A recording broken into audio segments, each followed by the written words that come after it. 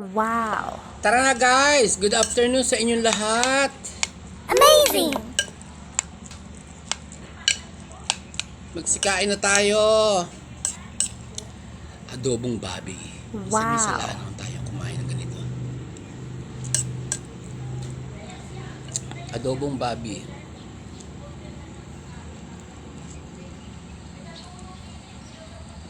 Tatlong maliliit na gayat lang.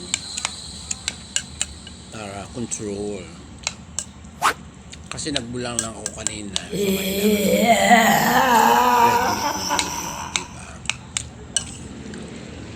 Para balanse.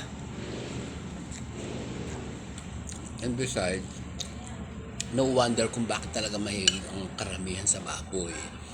Kasi sa kakaiba niyang sarap.